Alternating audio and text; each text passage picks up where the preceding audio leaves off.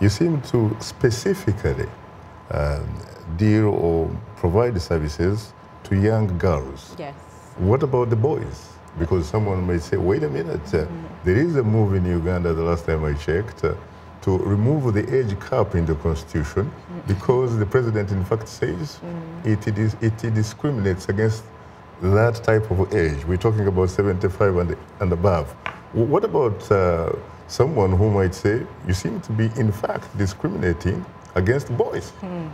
Well, they would be correct in a way. It's not really discrimination. It's because I had to start somewhere. I started Grace Villa myself with my family. It's a very small organization and we're not funded by any big umbrellas. Uganda does have a code that you go by when you're looking after children, a very strict code. And they have guidelines for how many people should be within a home when you're looking after children. And if you have boys, then you have to have certain males within that home.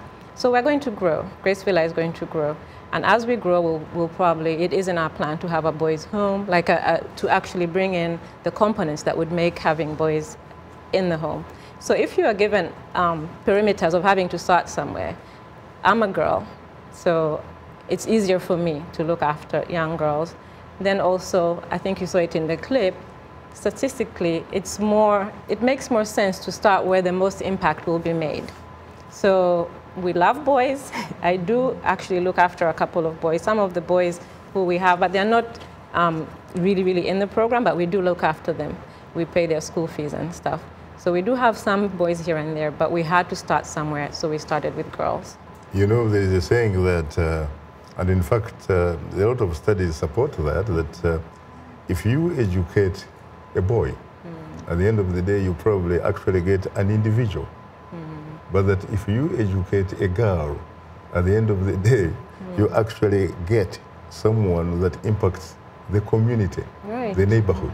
And I'm actually seeing it already in our older kids. Some of our older kids who have crossed the 18-year line, they all want to be social workers. They all want to do education. And whenever we have a day when when we can bring in like sports day, you find them bringing random kids from the community who are not even their relatives, but because they want them to also get involved in the fun things that we're doing, benefit in some way. So we see the girls actually already reaching out there into their communities as they grow older. It takes a village or a neighborhood to raise a child. Right.